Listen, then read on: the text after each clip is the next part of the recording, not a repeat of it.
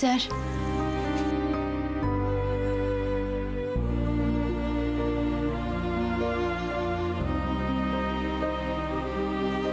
আসুন।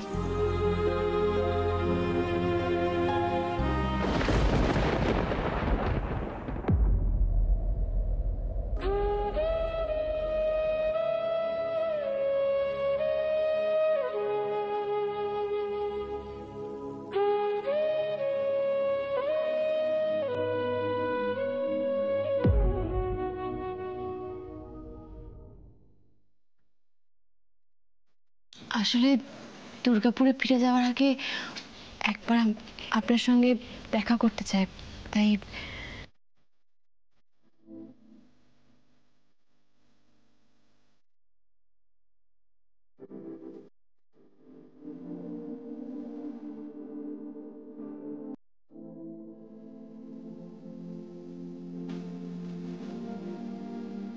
তো শরীরটা ভালো নেই, তোমার তো শরীর খারাপ, কেন এসবের মধ্যে নিজেকে জড়ালে? তোকে যে কখনো এই অবস্থা আমরা দেখতে হবে সেটা আমি ভাবতে পারিনি রে কোনোদিন। আপনার খুব কষ্ট হচ্ছে না স্যার? এই অবস্থায় মায়ের ছোঁয়া পাচ্ছেন, আমি বুঝতে পারছি আপনার মনের ভিতরটা একেবারে তোলপাড় করছে। মহেশ্বর, স্যারকে এত যন্ত্রণা দিও না তুমি, ওনাকে এখান থেকে মুক্তি দাও, মুক্তি দাও মহেশ্বর। তোকে ওরা খুব বেড়েছে না রে? খুব যন্ত্রণা হচ্ছে খুব? হ্যাঁ রে, এর থেকে অনেক বেশি যন্ত্রণা আমি এর পরে পেতে চলেছি মা।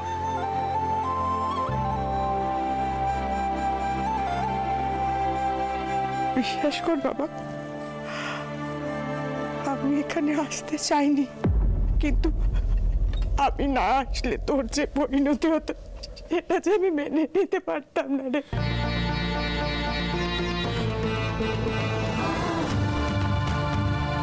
তার চেয়েও বড় কথা এই মেয়েটা তোকে বাঁচানোর জন্য ওর অদম্য জেদ আমাকে এইখানে নিয়ে এসেছে। না, এটা বোধহয় আপনি ঠিক কথা বললেন না। আসলে আপনিও স্যারের মতো সবকিছুর থেকে নিজেকে আড়াল করতে চাইছিলেন, সেই জন্যই কিছু বলছিলেন না, বলতে পারছিলেন না। কিন্তু মায়ের মন কি আর সন্তানের বিপদ জেনেও চুপ করে থাকতে পারে? পারে না। তুই তো জানিস বাবা, আমি যে বেঁচে আছি আমি সেই কথাটা কাউকে জানতে দিইনি।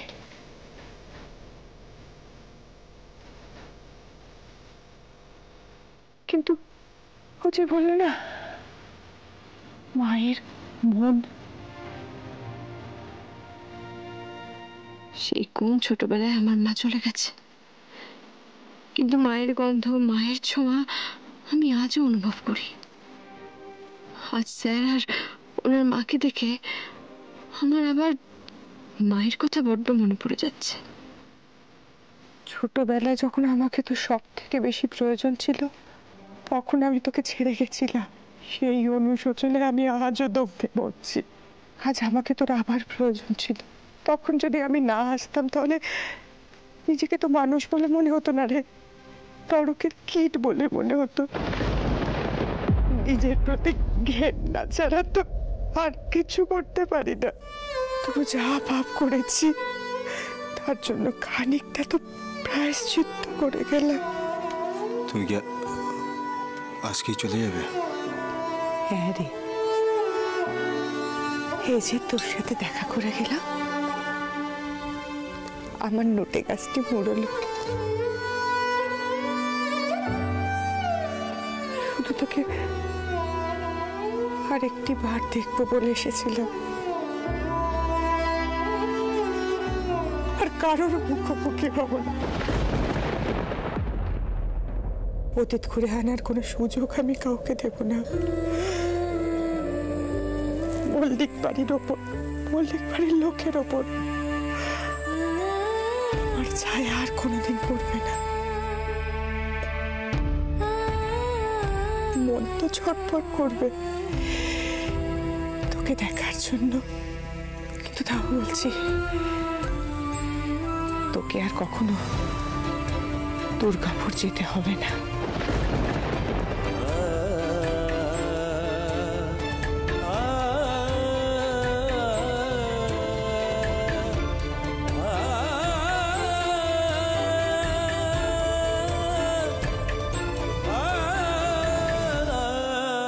তুমি কি আমি সেটা জানি না মা, তোমার সাথে অনেক কি সম্পর্ক সেটাও জানি না, তবে এইটুকু বলতে পারি অনি, তোর জন্য ও সব কিছু করতে পারে। এখনকার স্বার্থপর দুনিয়া এরকম নির্ভেজাল ভালোবাসা আর কাউকে বাঁচানোর জন্য মরিয়া হতে আমি কখনো দেখিনি রে। ও তো আমাকেও শিখিয়ে দিল ভালোবাসা শ্রদ্ধা থাকলে মানুষ ঠিক নিজের লক্ষ্যে পৌঁছে যায়, জয়ী হয়।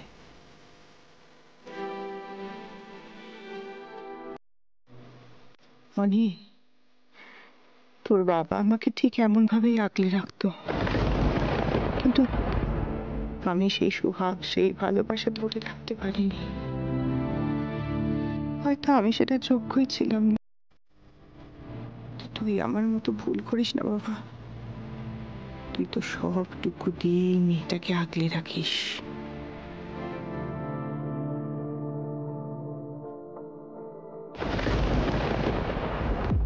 আমার ছেলেটাকে ছাড়িয়ে নো। হ্যাঁ,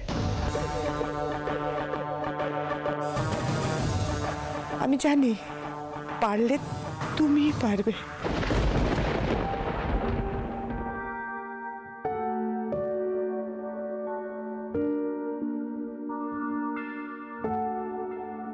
ভালো থাকিস বাবা। মা,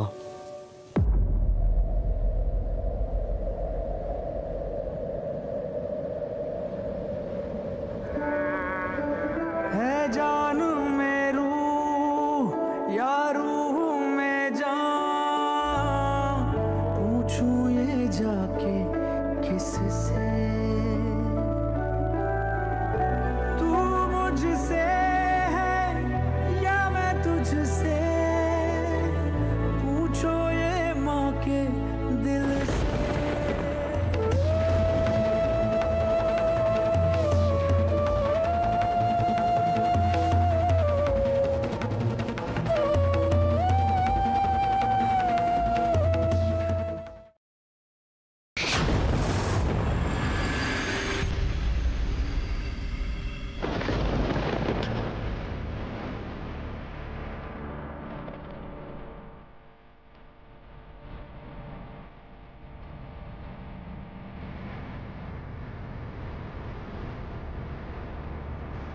হল থেকে বেওয়ারিশ বডি এনে জিলেটিন স্টিক দিয়ে জ্বালিয়ে দিয়েছিস,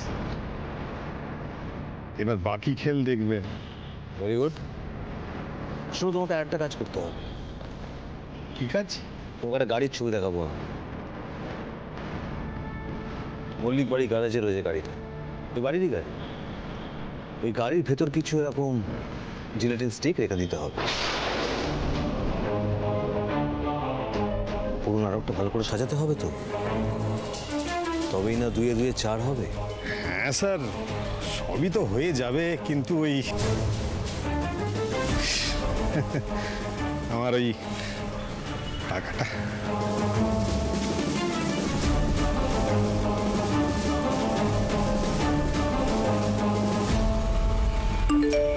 চেক করে নাও।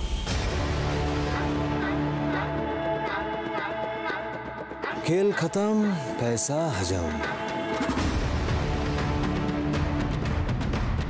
Thank you sir.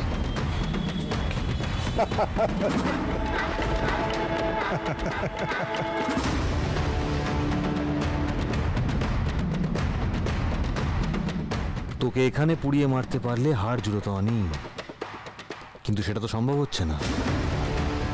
তাই যতদিন বেঁচে আছিস তুষের আগুনের মতো দগ্ধে দগ্ধে পুড়িয়ে মারবো তোকে।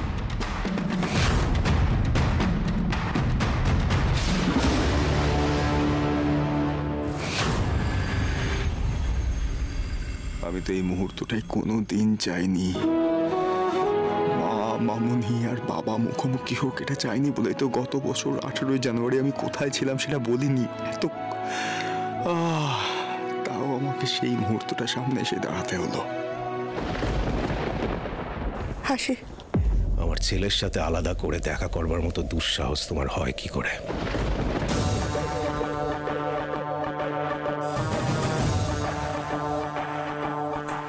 তুমি কেন এসছো এখানে? আজ তোমার জন্য ওর এই পরিণতি। শুধুমাত্র তোমার সঙ্গে দেখা করবে বলে ও নিউ ইয়র্ক থেকে 17 তারিখ রওনা দিয়েছিল। সেটা যদি না করতো তাহলে আজ কারোদের পেছনে ও এইভাবে দাঁড়িয়ে থাকতো না।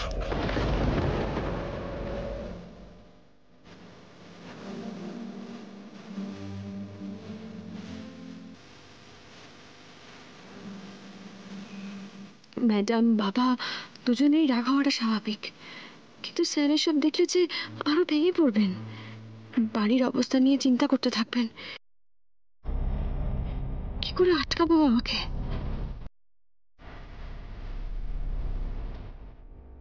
কি হলো? তুমি চুপ করে মাথা নিচে করে দাঁড়িয়ে আছো কেন? ও sorry sorry sorry sorry sorry. অবশ্য তুমি যা করেছো তোমার তো সারা জীবনেও মাথা তোলবার কথা নয়। এক মিনিট, আচ্ছা তোমার কি টাকা পয়সা কম পড়ছে না? খুব টানাটানি যাচ্ছে টাকার। হ্যাঁ, এখন তোমার বয়স বেড়েছে, তুমি এখন অসুস্থ, তাই তোমার পাশে একজনকে চাই। বাহ, সেই জন্য তোমার একটা দেখভালের লোক দরকার।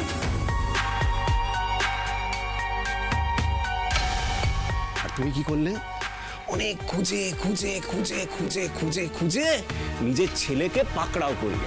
বাহ, কিন্তু তুমি একবারও ভাবলে না তুমি যখন এই অনিটা যখন একদম ছোট ছিল, তুমি যখন বাচ্চাটাকে ছেড়ে চলে গিয়েছিলে, ও যখন মাকে খুঁজতো আমি কি উত্তর দেবো? একবারও ভাবনি? ও যখন জ্বরের ঘরে কাঁপতে কাঁপতে বাবা বাবা মা কোথায়, মা কোথায়, বাবা মা কোথায়, আমি কি উত্তর দেবো ভেবেছিলে? Speak out! ভেবেছিলে তুমি?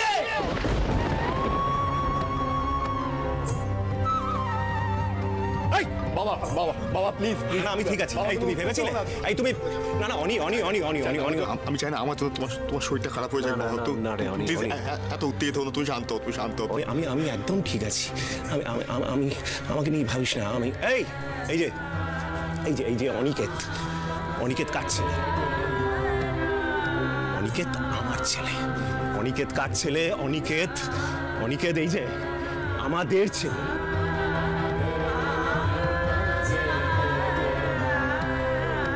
তুমি আগেও স্বার্থপর ছিলে আর এখনো তাই আছো।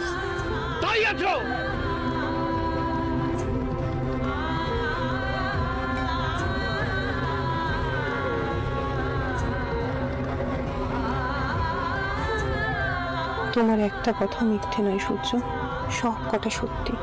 এই কথাগুলো তো আমার প্রাপ্য, কিন্তু তবু অনেক সময় সত্য বড় কঠিন হয়ে দাঁড়ায়। এক্ষেত্রেও তাই। তবু তুমি বলো, আমি শুনবো।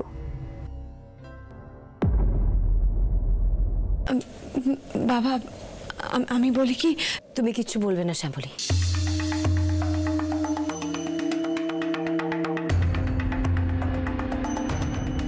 তুমি ওনাকে অনির কাছে নিয়ে এসেছো না, অনির সাথে দেখা করাতে?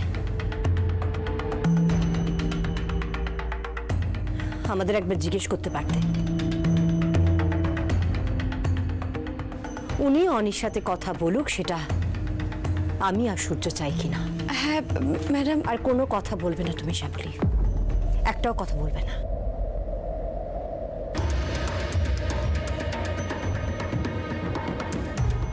ভাবিনি কখনো আপনার মুখোমুখি হতে হবে।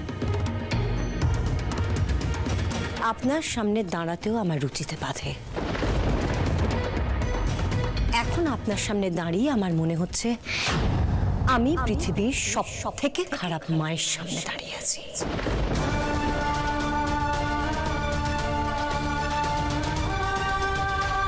আমি জানি না আপনি কেন এখন এখানে দাঁড়িয়ে আছেন, তবে একটা কথা আমি আপনাকে খুব পরিষ্কার করে বলে দিতে চাই, আপনি আর কোনোদিনও আমার ছেলের সাথে যোগাযোগ করার চেষ্টা করবেন না।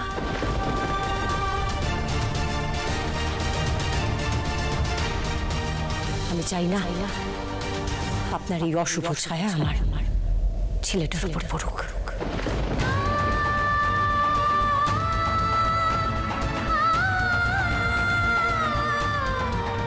তুমি এই মুহূর্তে এখান থেকে বেরিয়ে যাবে, এক্ষুনি।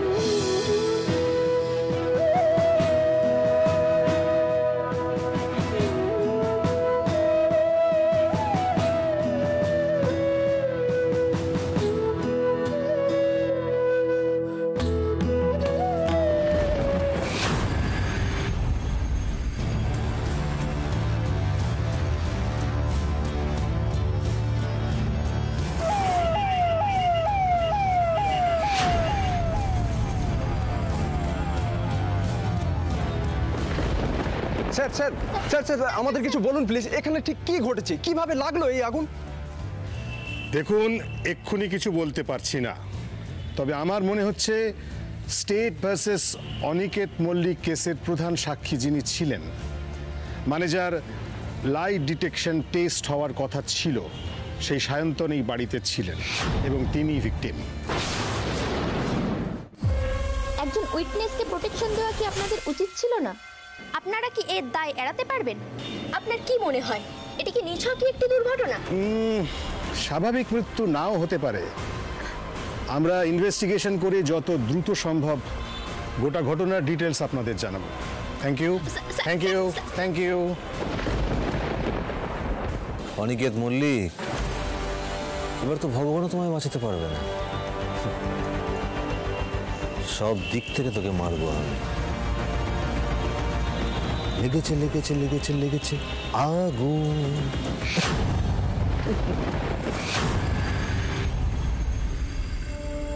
এতবার করে চলে যেতে বলার পরেও উনি এখানেই দাঁড়িয়ে আছেন, যাচ্ছেন না, শুধুমাত্র সিন ক্রিয়েট করবেন বলে। আমি ওনাকে এগিয়ে দিয়ে আসছি, আপনি আমার সাথে আসুন।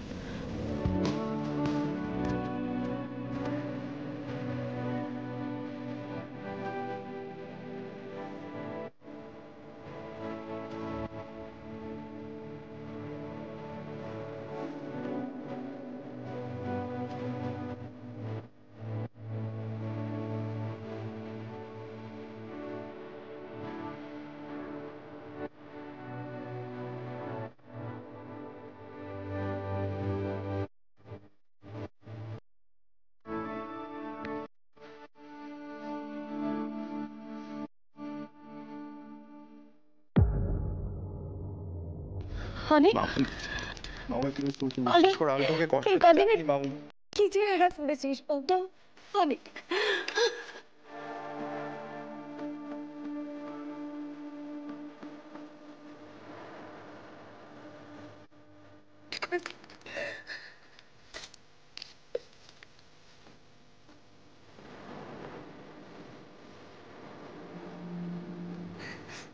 অনেক তুই না একদম চিন্তা করবি না, আমি আছি, তোর বাবা আছে,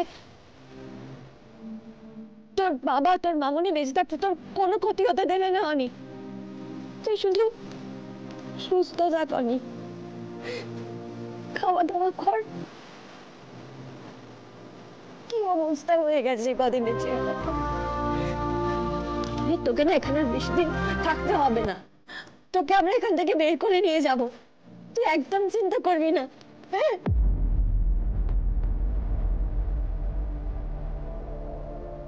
ওই মহিলাকে নিয়ে আমি তোর সঙ্গে কোনো কথা বলবো না অনি।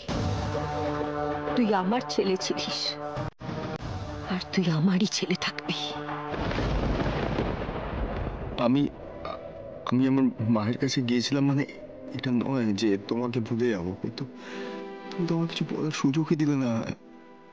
এটা কেন করছো মামনি?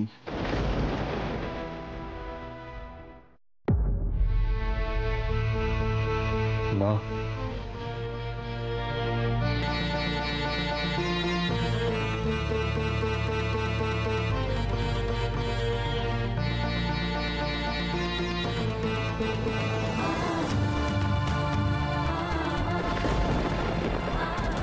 মা, কি করছো নাকি তুমি? হ্যাঁ, ওঠো। কি করছিলে এটা তুমি মা? এক্ষুনি তো তোমার হাতটা কেটে পুরো। অনুরাধা গুপ্ত কেন এসেছে এখানে? কেন যোগাযোগ রাখছে অনির সাথে? আসলে আমার ছেলেটাকে আমার কাছ থেকে কেড়ে নিতে চায়। ভালো করে বুঝতে পারছি, আমাকে কেড়ে নিতে চায় আমার কাছ থেকে। ম্যাডামকে সামলানো খুব মুশকিল হবে জানো তো না। মা, একটা ব্যাপার তো তোমাকে মানতে হবে, বলো। ওই মহিলা যদি না আসতো তাহলে কোর্টে প্রমাণ করা যেত না যে দাদা ভাই 18ই জানুয়ারি দুর্গাপুরে ছিল। সেটা আমি জানি রোহিণী, আর অনেকে বাঁচাতে হবে বলেই আমি মুখ বুঝে সবটা সহ্য করে নিচ্ছি, চুপ করে আছি আমি। তো ওই মহিলার হঠাৎ করে মা হয়ে ওঠাটা আমি কিছুতেই মেনে নিতে পারছি না। আমি আমি অনির মামুনি, আমার সামনে দাঁড়িয়ে অনি অন্য কাউকে মা বলে ডাকবে, সেটা আমি কিছুতেই সহ্য করব না। মা, আমি জানি তোমার কষ্ট হচ্ছে, এই ব্যাপারটা আমারও একদম ভালো লাগছে না, কিন্তু সত্যিটাকে তুমি কি করে বদলাবে বলো তো? সত্যি? কোনটা সত্যি রোহিণী? কোনটা সত্যি তুই বল আমাকে। এইটুকু বয়স থেকে আমি অনিকে পড়িয়েছি, খাইয়ে দিয়েছি। অসুস্থ হলে অনি আমাকে জড়িয়ে ধরে ঘুমিয়েছে। করতে পেলে আমার বুকে মাথা রেখে কেঁদেছে অনি। আর আজ উনি এসে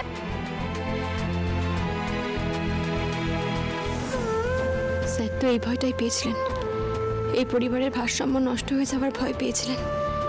কিন্তু আমি তো স্যারকে কথা দিয়েছি, আমি থাকতে কোনো সমস্যা হবে না, আমি সব ঠিক করে দেব। আমাকেই বোঝাতে হবে ম্যাডামকে, এই পরিবারের গায়ে কোনো রকম কোনো আঁচড় আসতে দেওয়া যাবে না।